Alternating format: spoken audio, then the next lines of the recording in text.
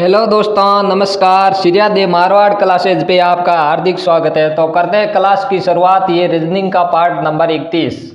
तो करते हैं रीजनिंग की क्लास की शुरुआत। इसके अंदर देखेंगे पहला क्वेश्चन। तो पहला क्वेश्चन दिया गया है, निम्नलिखित शब्दों में से असंगत को चुनिए। यानी निम्नलिखित शब्दों में से असंगत को चुनिए। बेमेल भिन्न को बताना है। 4 ऑप्शन में से ये बेमेल छांटने से रिलेटेड क्वेश्चन है। तो पहला क्वेश्चन दिया गया है, इसके अंदर 4 ऑप्शन है।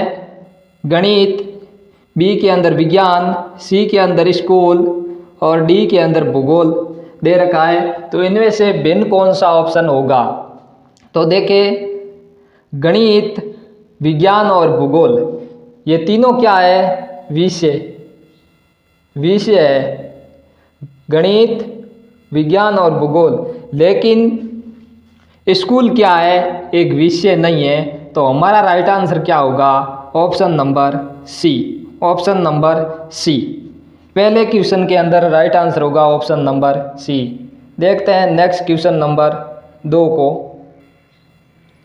नेक्स्ट क्वेश्चन नंबर 2, नीचे दिए गए विकल्प में से संबंधित संख्या को चुनिए। ये सादृश्यता एनालॉजी से रिलेटेड क्वेश्चन है। यानी जिस प्रकार से 5 का संबंध इसके साथ है 678 के साथ, उसी प्रकार से 4 का संबंध किसके साथ होगा?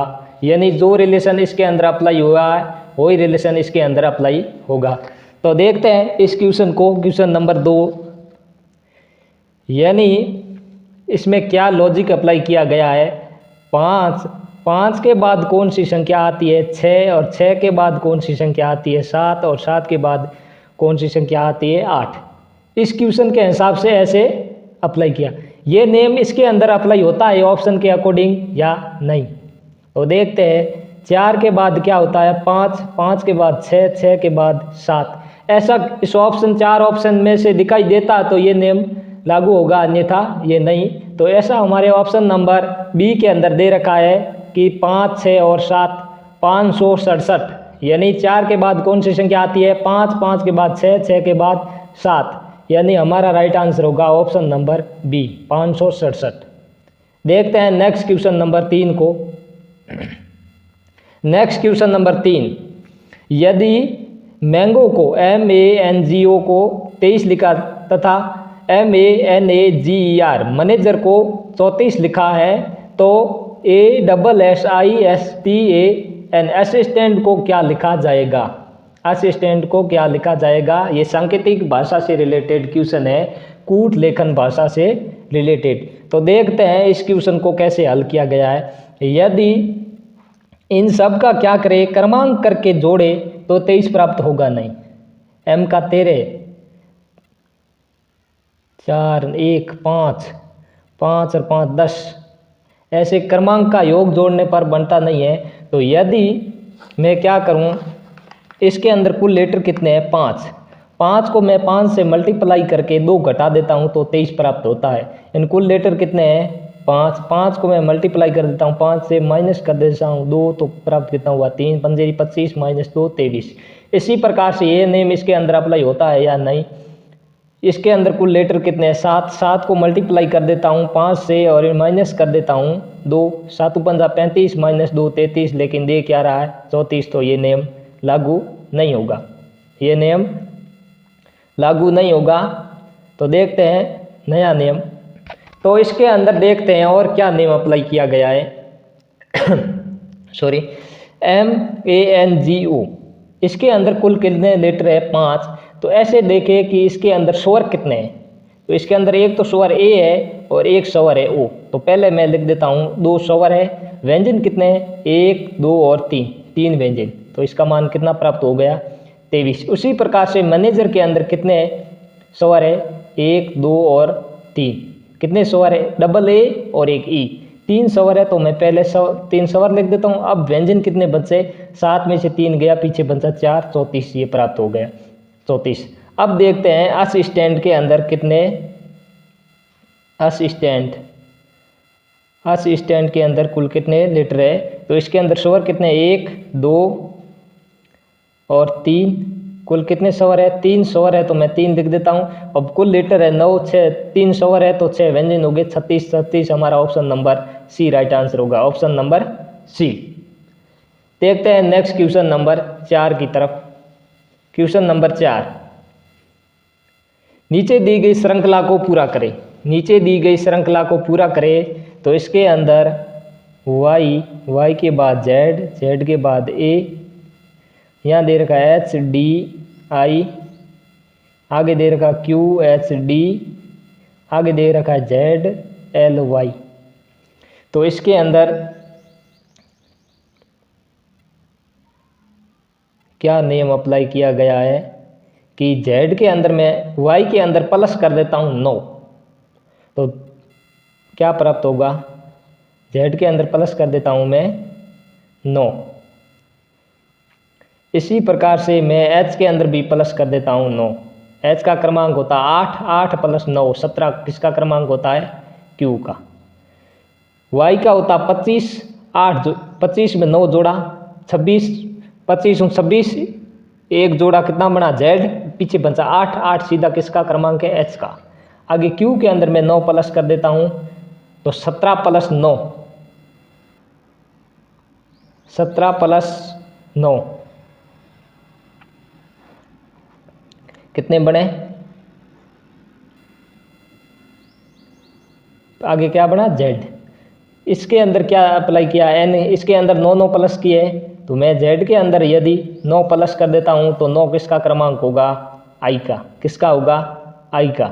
मैं 1 मिनट यहाँ लिख देता हूँ, पूरी श्रृंखला वापस से समझा देता हूँ कि y के बाद z के बाद होगा n, बाद h d i, q h d, आगे है z l y, और यहाँ दे देता हूँ मैं क्वेश्चन मार्क।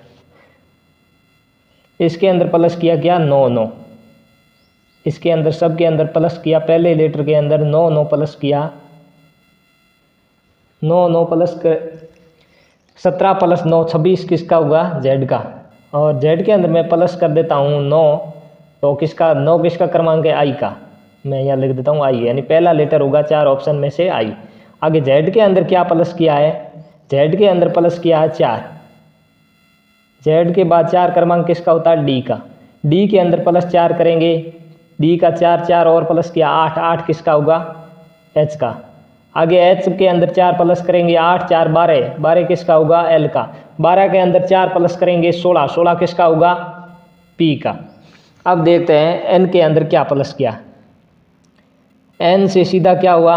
n से आ गया i पे, यानी इसका होता 14, 14 में से क्या किया? 5 माइनस कर दिया, इसीलिए i। यानी अब क्या करेंगे? 5 माइनस करेंगे, पीछे वाले से 5 माइनस। अब i का होता है 9, 9 में से 5 माइनस किया, 4 आ गया d का। d में से 4 घटाएंगे, यानी 5 घटाएंगे तो 4 d का कट जाएगा और एक z कट जाएगा, तो क्या आ गया? y में से 5 घटाएंगे, y का होता है 25, 25 माइनस 5 करेंगे 20 किसका होगा? t का। तो ये होगा हमारा राइट आंसर IPT। पहले लेटर के अंदर 9 9 घटाया और दूसरे लेटर के अंदर पहले लेटर के अंदर 9 प्लस किया, दूसरे लेटर के अंदर 4 4 प्लस करके अगला लेटर प्राप्त किया, और तीसरे लेटर के अंदर 5 घटा के अगला लेटर प्राप्त किया गया। तो इस श्रेणी का राइट आंसर होगा IPT। कौन से ऑप्शन के अंदर दे रखा है? IPT हमारा ऑप्शन नंबर सी के अंदर दे रखा है, IPT। इसका राइट आंसर होगा IPT। तो देखते हैं नेक्स्ट क्वेश्चन नंबर, यानी पहले लेटर के अंदर क्या किया है? पहले लेटर के अंदर 9 प्लस, दूसरे के अंदर 5 प्लस, और अंतिम वाले लेटर के अंदर क्या किया है? अंतिम वाले लेटर के अंदर घटाया है 5। तो देखते हैं नेक्स्ट क्वेश्चन नंबर 5 को। 5वें क्वेश्चन, x भाई है k का। x किसका भाई है? x का भाई है k। x का भाई है k, तो मैं यहाँ लिख देता हूँ x, इसका भाई कौन है? k, प्लस से डिनोट प्रूफ है। k का भाई है, z x का बेटा है, z है वो x का बेटा है, तो इसको प्लस से, ये इसका पुत्र है, पुत्र। ये k का भाई है, तो मैं इसे यहाँ भाई लिख देता हूँ। आगे क्या कहा? p के की बेटी है, पी है, वो किसकी पुत्री है, के की पुत्री। यहाँ लिख देता हूँ माइनस डी नॉट और पुत्री लिख देता हूँ।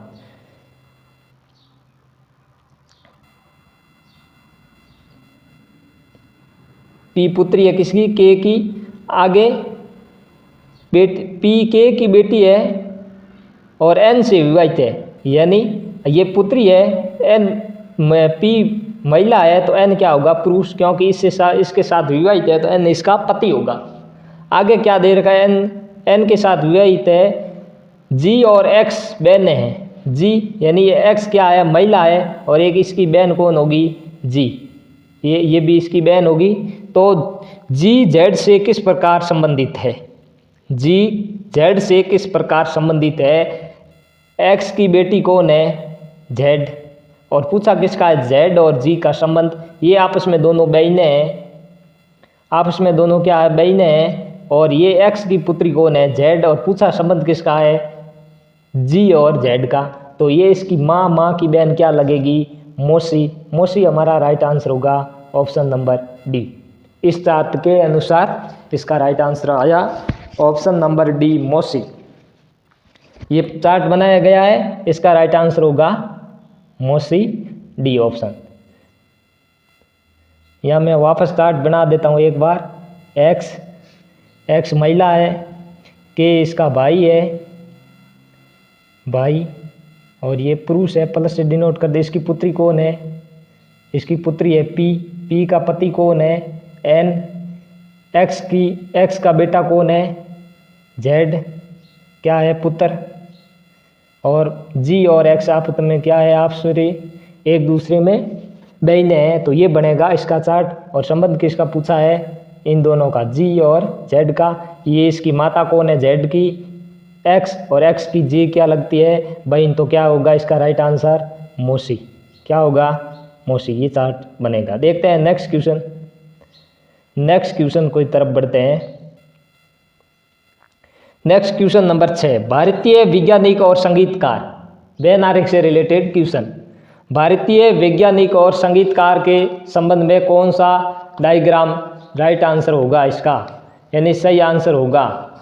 तो देखते हैं इसका राइट आंसर कि ये मैं डायग्राम ले लेता हूँ भारतीयों का।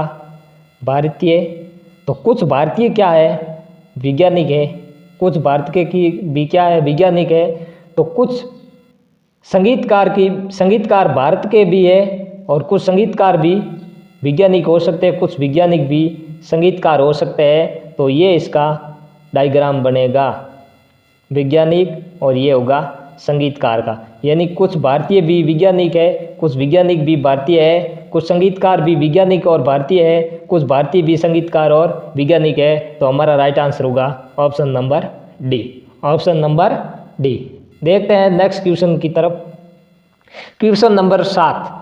क्वेश्चन नंबर 7 हमारा न्याय वाक्य या सिलोजिज्म से रिलेटेड क्वेश्चन है। तो इसके अंदर क्या कथन दे रखा है, पहले कथन को पढ़े। सभी घास पौधे, सभी घास है वो किसके अंदर होगी, पौधे के अंदर। तो ये पौधों का डायग्राम और ये होगा घास का डायग्राम। सभी पौधे क्या है, सभी घास क्या है, पौधे। कुछ पौधे क्या है, बेल, कुछ पौधे क्या है, बेल। इसका डायग्राम ऐसे बनेगा।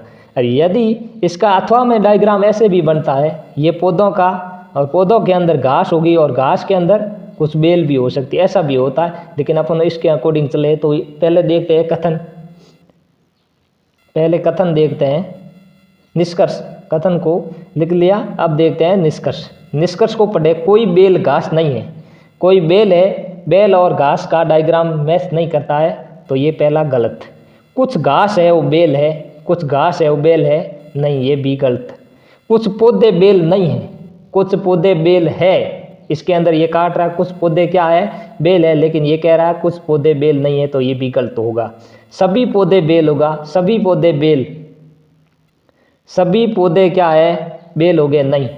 कुछ पौधे है वो बेल है, सभी पौधे बेल नहीं है। सभी पौधे यदि बेल होते तो इसके अंदर ये डायग्राम बनता, तो इसके अंदर कोई ऑप्शन राइट आंसर नहीं है। निष्कर्ष 1 व 2 सही हो, निष्कर्ष 3 व 4 सही हो। यदि निष्कर्ष 1 या 2 और 3 या 4 सही हो, इनमें से कोई सही नहीं हो, तो हमारा राइट आंसर होगा ऑप्शन नंबर डी, इनमें से कोई सही नहीं है।